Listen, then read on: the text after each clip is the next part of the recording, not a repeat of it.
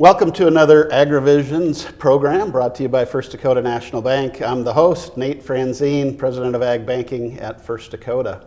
And really happy today to have with us Ryan Leischner from Statewide Ag Insurance, an expert in the crop insurance field. So we're gonna talk about crop insurance. I think it's timely, Ryan. Sales closing coming up here March 15th, so everybody's trying to get their insurance needs put in place. How's it been going so far? Very good. Yeah, super exciting time of the year. Meeting with all our producers, reviewing coverages, making sure we have everything set up and ready to roll, and there's no surprises this year. Awesome.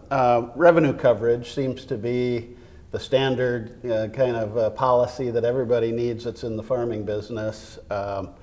Can you talk about some of the trends? What are people buying at what levels? What's price look like? What are guarantees coming in at? What are you kind of working with your customers on right now? Yeah, revenue. Yeah, that's the name of the game. Back in the day, it used to be yield. We're protecting yield. Now we're protecting revenue. It's a huge deal. Last year, there's two folds to revenue, right? Your yield and your price. So last year, yield was a big deal. Drought.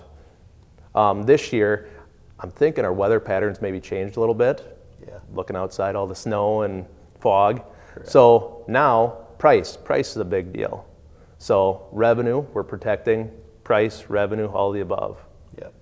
Has the prices been set yet for corn and beans? Remind us how that works. We got 1 day left.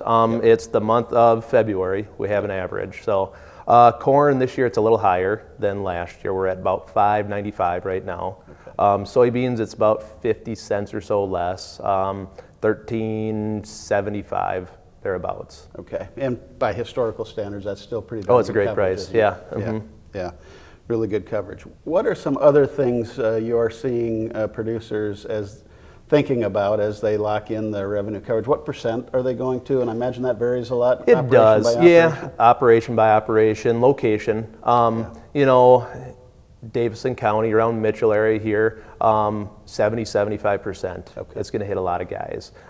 They're the most highly subsidized levels. Okay. You tick up to 80%, it gets a little more expensive. Gotcha. Makes good sense.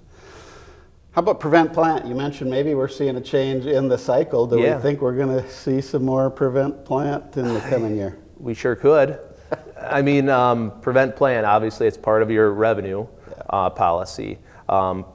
You can add a buy-up, prevent plant buy-up on your policy as well. It's going to pay you an extra 5% if you do have some prevent plant acres. Very good, very good. Any do's and don'ts to think about as it relates to prevent plant, when they need to report certain things to you, when they need to kind of document whether they were able to get in or not? Be in contact with your agent. Okay. Yeah, sooner the better. Yeah. 20/20 rule is what applies to prevent plant.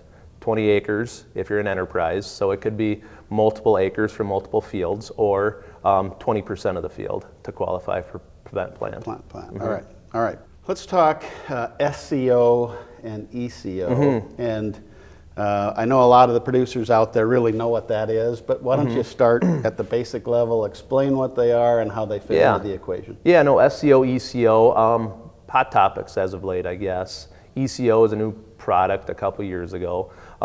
Nuts and bolts of them, they're revenue policies too. So how I explain them to guys, it's kind of a mini policy. SCO, let's start there. SCO, it's a mini policy that stacks above your multi-peril. Okay. So if you're at just say a 70% coverage level, ECO or SCO is going to cover you from 70% up to 86%. Okay. Coverage is based on your individual yields. The difference between this SCO, mini policy on top of your main policy, is your final yield. It's going to be based on the county. Okay. It's a county-based yield. It's not what your farm does. Gotcha. It's what county is. So that's SCO. ECO goes a step farther. It's covering you from 86% up to 90 or 95%. So you have a very, very small deductible. Okay. And it works just like SCO, but it's always going to pay out before SCO does. So obviously SCO and ECO take even more risk off the table, getting it to 86 and 90 Heck yes. percent coverage levels. Talk about cost. What's the premiums for those? Or is Does it make sense? Sometimes, yeah. Sometimes it makes more sense to, instead of bumping up a coverage level, buy SCO. Put some chips against the county and save a little premium. ECO, yeah, it's expensive. You're paying for that, small deductible, that high coverage level. Yep. But like I said, it's always going to pay before SCO does. Am I right in thinking that with higher commodity prices, it might make more sense Heck than yeah. in a low commodity price environment? So being a revenue policy, our price drops. It's going to take less bushels to trigger a claim now. Yeah. Great. We are hearing that more and more from our customers as well. So I know it is a product being used more and more, and another tool in the toolbox, you might say, for risk management for our farmers. A trend in the insurance, ag insurance world is moving to some livestock coverages as well. Yeah. Let's talk LRP and some of the livestock tools out there. Yeah, LRP, that's the main one guys are using with us, with crop insurance agents. Nuts and bolts of LRP, it's a government subsidized put. Okay. So you're putting a floor in. So price could go up, you just pay your premium. Right. Which win-win, I guess. Yeah, right. And is it by group of cattle, pen of cattle? You can purchase it one head or up to 12,000 head. Okay. Okay. And you can, I assume, do multiple policies at 12,000 heck yeah. Yep. Yeah. Multiple weeks. Okay. It goes out different weeks, yeah. Okay. So again, another great marketing tool, and I love how you put it, a subsidized put.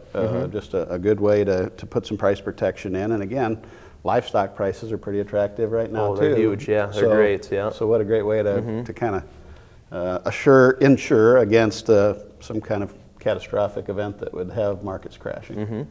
Ryan, I know your partners in the insurance business, Dave Shelley and Jason Satchkin and others on your team are real in tune with the politics behind crop insurance, Farm Bill, and the need to keep crop insurance strong. I know in my role as well as president of Ag Banking, I engage in that activity a lot too. And I know Farm Bill conversations are underway for the next Farm Bill that expires here. The current Farm Bill expires here at the end of this year. Lots of debate out there whether we'll do an extension, whether we'll be able to get anything done and we'll just extend what we have, or whether a new Farm Bill will get written. Probably the biggest thing as we're talking about crop insurance is just the importance of the Farm Bill support, the Farm Bill subsidy that makes crop insurance cost effective and a useful risk management tool for our producers. And I'm sure I speak for you and your team and your clients when I say I know the ag groups are firmly behind this. Probably the number one thing we want to make sure stays strong and stays stable in the Farm Bill is the RMA support of crop insurance tools. For sure. So yes. Risk management's the name of the game, and this is the way to do it. Agreed. All right. Well, it's been great to have Ryan Leischner with us today talking crop insurance. For those of you out there that don't have your policies wrapped up and put in place and firmed up, you've got just a little bit more time, but make sure you have that done by March 15th. I'm Nate Franzén, President of Ag Banking, thanking you for joining us today with another Agrivisions.